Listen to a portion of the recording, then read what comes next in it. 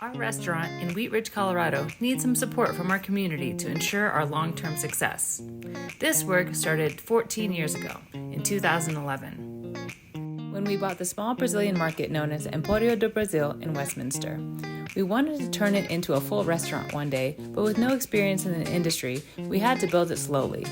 Banks wouldn't give us a loan, so we just used savings, small loans from family members, and credit cards to get started. After a year, found our first long-term home at a former pizza spot on 26th and Kipling in 2012. There, we spent 10 years building up our menu, systems, and clientele. Even though we only had 26 seats, we earned a 4.5-star Yelp rating from our growing community and steadily improved our food and experience. We got our business to break even financially, so even though it didn't make us much money, it was self-sustaining, bringing an authentic Brazilian experience to the neighborhood and jobs to our employees. In 2017, we added a food truck to bring our food to different parts of the city, expand our catering abilities, and spread the word about our restaurant. When the pandemic hit in 2020, we were able to survive because of a combination of things. We improved our online ordering capability, reduced staff hours, got emergency financial assistance from the federal and local government, and our community stepped up, going out of their way to order from us and buy gift cards. We sold our food truck since there weren't any events and refocused on our restaurant once things reopened. When our lease expired, we faced a decision: stay or grow. We knew we had delicious food that people love, but we wanted to be able to bring it to more people.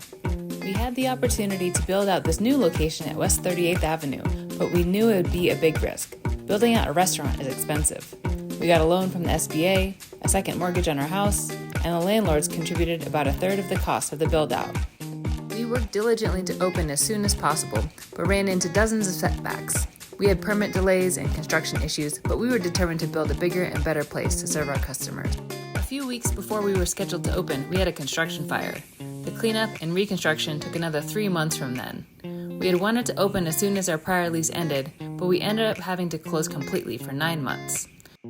We had to bridge the extra expenses and lack of income with our retirement savings and personal debt.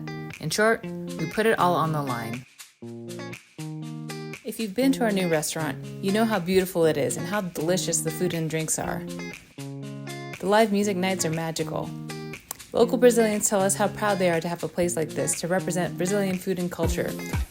Some people will be surprised that we are seeking donations from our community because from the outside looking in, our business looks successful.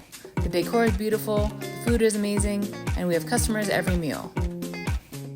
However, restaurant margins are on average just 3% nationally, and if anything is off, even just a little bit, a restaurant can easily lose money every month.